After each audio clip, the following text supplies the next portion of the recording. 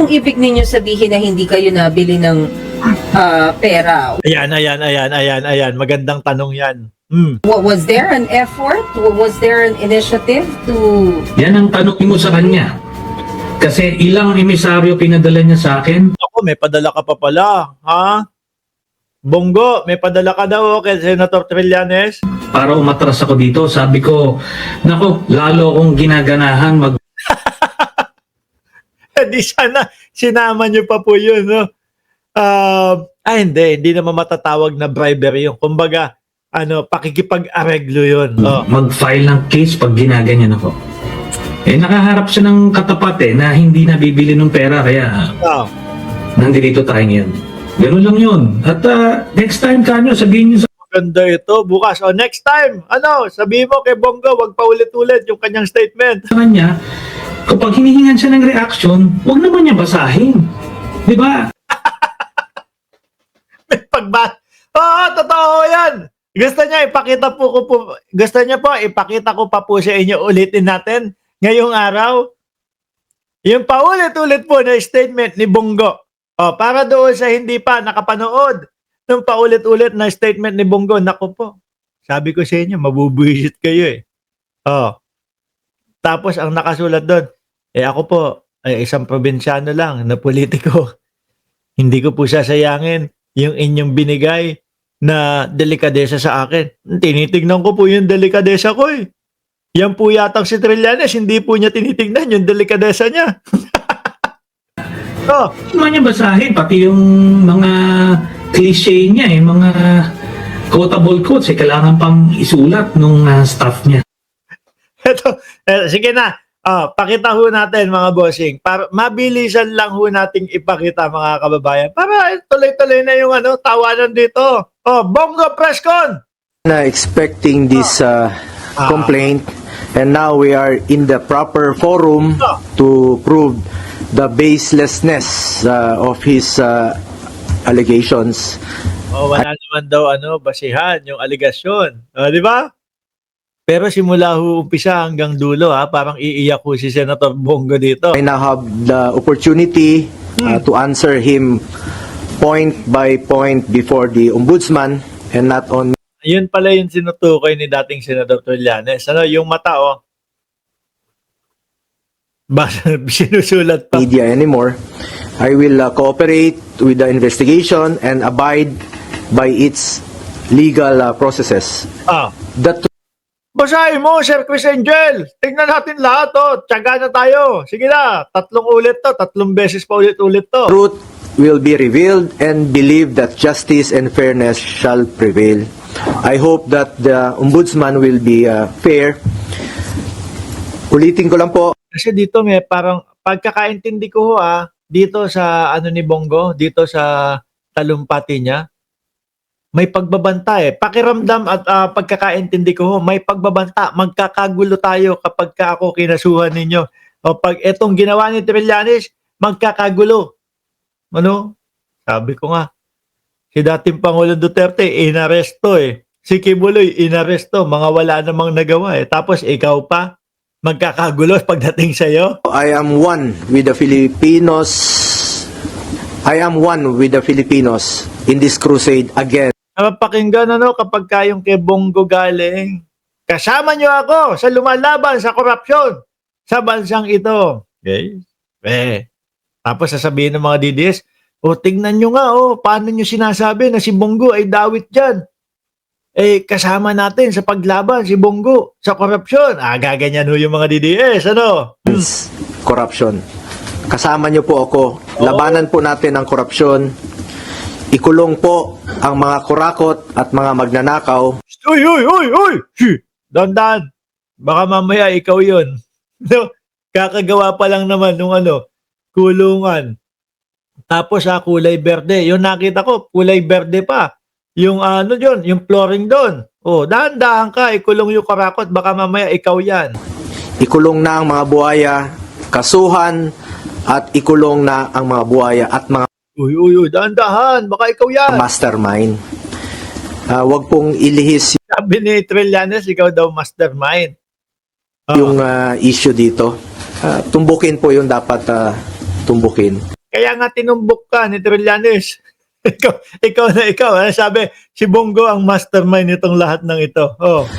Napapansin ko parang naiba na po ang narrative. Parang meron ng script, no? Na sinusunod o playbook. Ulit-ulit sila dyan sa script, ano? Kailan kaya dadamputin yan, Boss Mark? Sabi ni Jan Jalani. Sabi, kung sa ICC, first quarter nung 2026 daw, sabi ha. Si Bato naman, baka Disyembre, Nobyembre, pick upin na si Bato.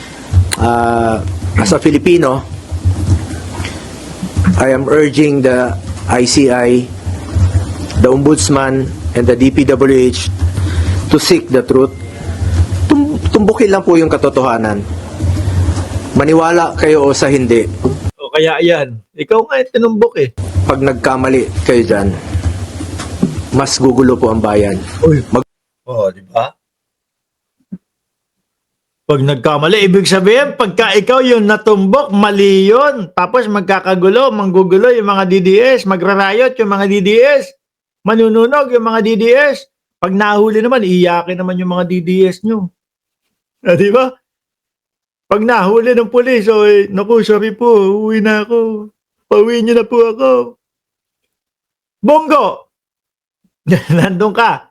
Nung inaaresto si dating Pangulong Duterte, naalala mo, may dala kang pizza. Wala kayong nagawa eh. Yun, pinaka-leader nyo pa yun ha. Wala kayong nagawa. Tapos sasabihin mo sa iyo kapag ka nagkamali sa iyo at ikaw yung natunton, magkakagulo, manggugulo. Diyos ko po. Yung mga DDS nyo, pang ano lang yan, pang type lang yan eh. No? Pang ganunan lang yan, keyboard warrior lang yung mga DDS nyo. Ilang beses nyo pinapalabas yung mga DDS nyo. Ilang beses na kayong nagbabanta, nagsasabi, people power, people power. Ayun, ngungu na yung sumama sa inyo. People power daw. Di ba? Hanggang ayan people power ni Barsaga, 100 na lang ang pumunta. Sisikwenta. Yung natira nung umulan, anak ng tinapa. Gulo na po ngayon. Gulo na daw, magkakagulo na. Mas gugulo po ang bayan. Magagalit po ang tao niyan.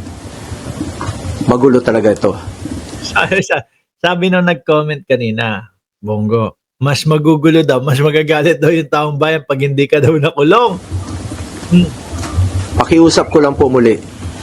Tumbukin lang po yung katotohanan. Seek the truth. Ikaw nga natutumbok eh. Not the script. If there's any. Not the script, paulit-ulit, not the script, not the script, not the script, if there's any. Wala naman silang matumbok doon sa script na sinasabi nila. Si Gutesa, may script.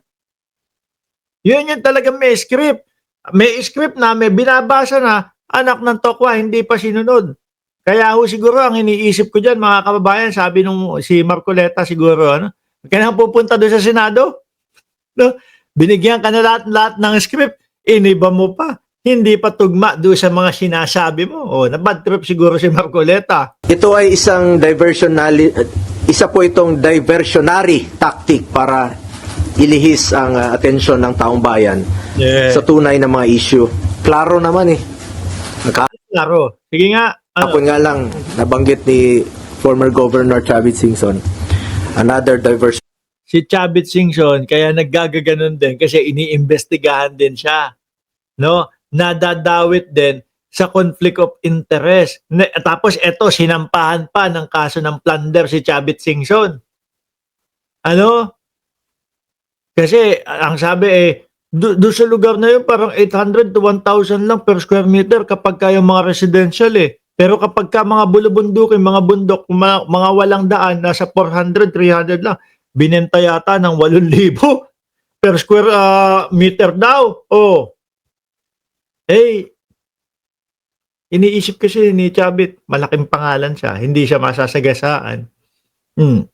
Kaya ngayon, underestimate niya yung Pangulo, ay naku, sasagasaan din pala ako nito kahit Chavit Singson ako. Kaya nag-iingay. Sama-sama kayo na sinasabi niyo bumaba na si Pangulong Bongbong Marcos. Tactic. Ang talamak po ngayon na korupsyon. Talamak ang korupsyon ngayon sa kasalukuyang gobyerno. Oo, ngayon kasi ang ating Pangulo all out na magsabi at umaamin na napakadaming nangyayaring korupsyon. No? Biruin mo kay dating Pangulong Duterte, alam niya daw yung korupsyon. Ano ginawa? Wala.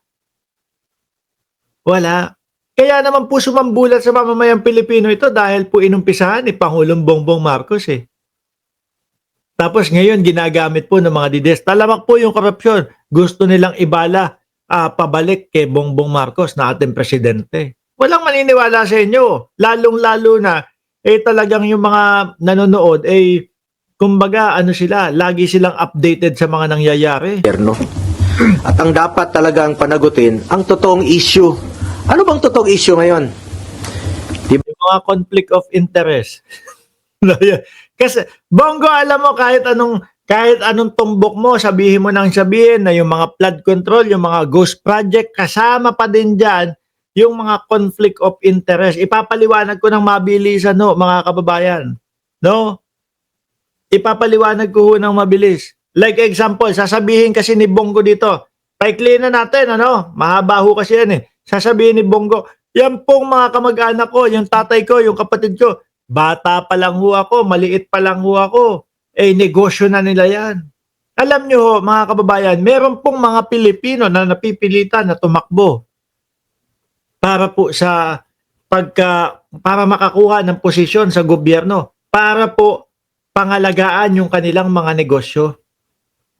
Ano? Ang nakikita ko nga ho dito, sila Bongo, kaya po nakadikit kay dating Pangulong Duterte kasi para may protector sila o may protekta ng mayor doon sa lugar nila. At para kapag ka nagproyekto yung gobyerno, sila yung unang-una na makakakuha. Which is sasabi, 90% ng nakuha, ang nakakuha ng mga proyekto, yung kay Bongo. Ngayon no, mga kababayan, kapag ka ikaw, alam mo, dikit mo na yung mayor, dikit mo na yung presidente. Ano po? Siyempre, papakiusapan mo yan. Siyempre, alam na kung sino yung mga mananalo sa bidding. Di ba? Siyempre, tatay ni Bongo yan. Yan na yung panalo. Ngayon naman, bilang ikaw, tatay ni Bongo, example lang ho to, hindi ko rinirektang ito yung ginawa nila, no? Bilang ikaw, tatay ni Bongo, sasabihin mo, nako, alam mo na, sa atin mapupunta yung proyekto na yan eh.